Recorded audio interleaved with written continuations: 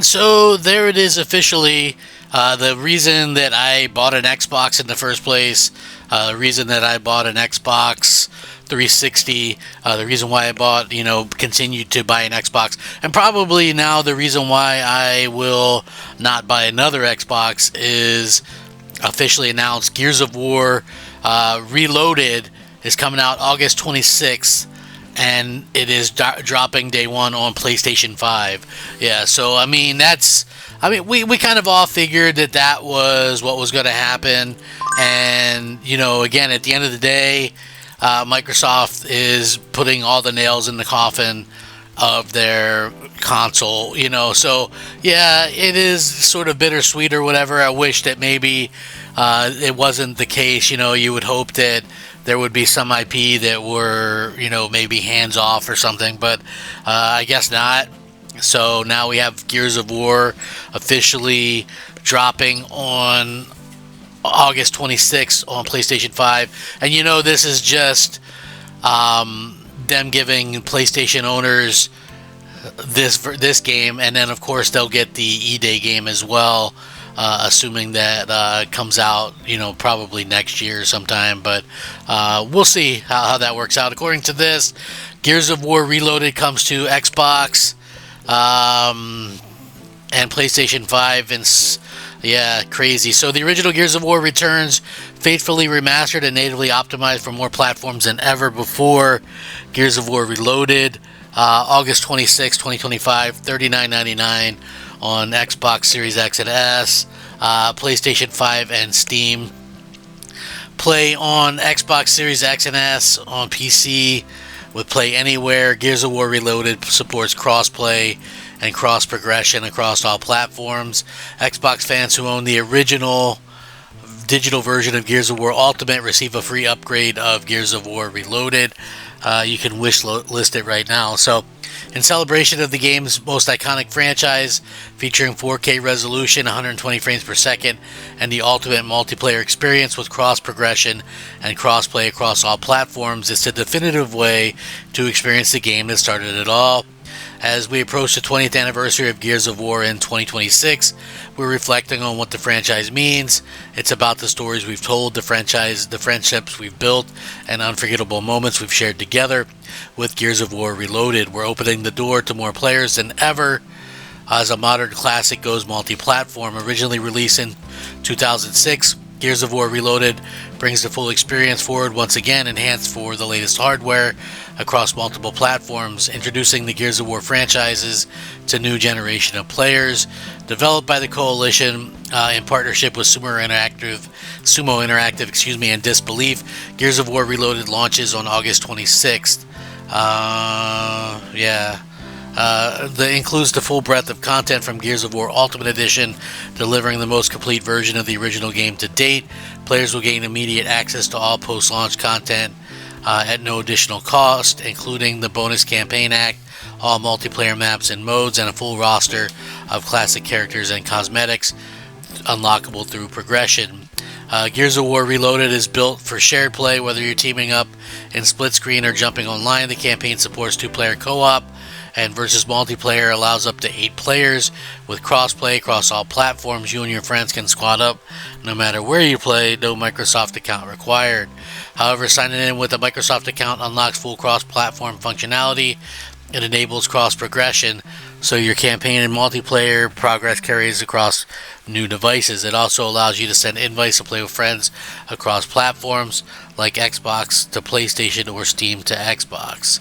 Yeah, I don't know who'd want to play Gears of War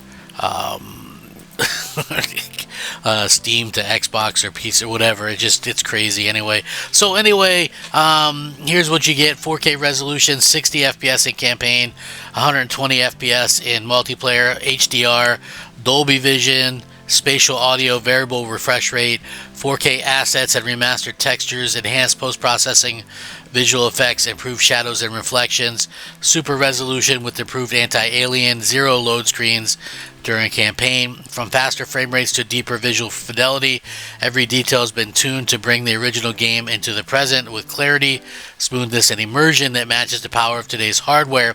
And whether you play, we're meeting you there with the best version possible, includes platform-specific features that make the most of the hardware you already own to deliver a world-class experience faithful to the original.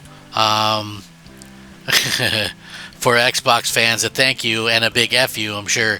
As a token of our gratitude to longtime fans, Gears of War Reloaded will be a free upgrade for players who purchased the digital version of the Ultimate Edition prior to the announcement.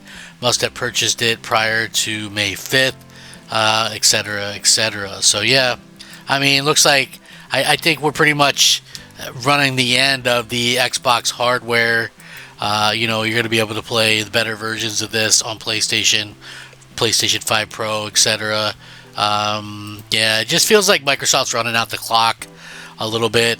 It's just really kind of sad to see, the games go the way that they are. But, at the end of the day, I think, things change in life, and that's how it is. You either kind of roll with it or you don't. And hopefully, I'm not really sure, what to make of this. I mean, obviously, we knew it was coming, but it's still kind of a depressing moment, I guess. That's hence the kind of melancholy way that I'm looking at things right now. It's, to me, it was never about, locking people out of being able to play a game or whatever the case may be.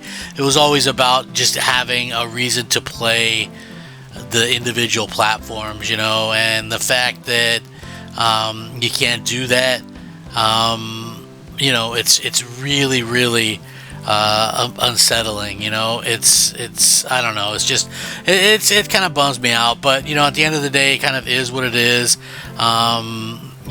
It's like you look at what Microsoft is doing, and it's clear that they don't care about the Xbox console like at all.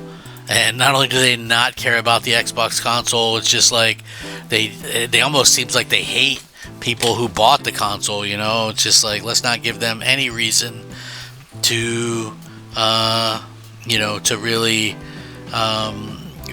be excited about the future or anything like that. Again, like I said, it's the worst of the worst.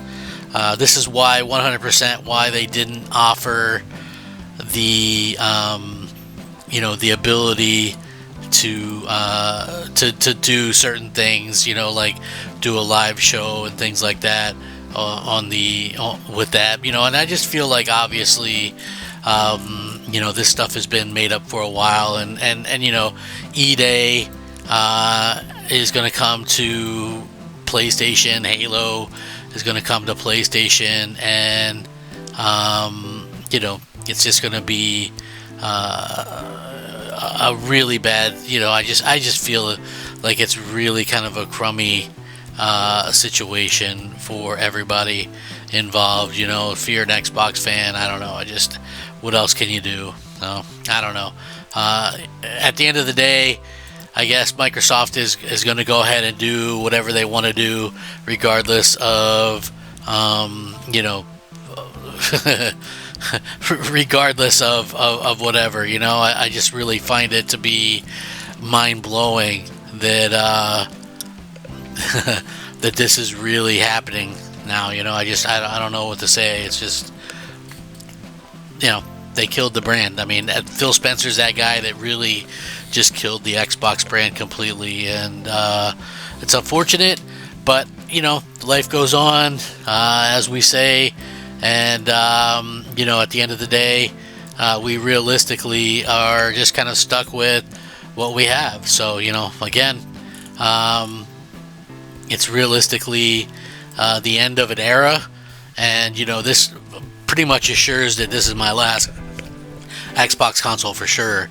I'm not sure that there's anything that Microsoft can do to get me to buy into another console generation of Xbox, assuming they even have one. But PlayStation. I can't imagine if there's anybody that hasn't played a Gears of War game. Pretty decent stuff. I think their heyday is probably long past them by now. But worth a try, I guess, if you are interested in like the third-person cover shooters and things like that. I think that some of the gameplay mechanics are maybe a little bit dated, especially in the first game. But hey, still a fun story, and things like that. So anyway, let me know what you guys think. Rack 'em up. Prep Gamer out.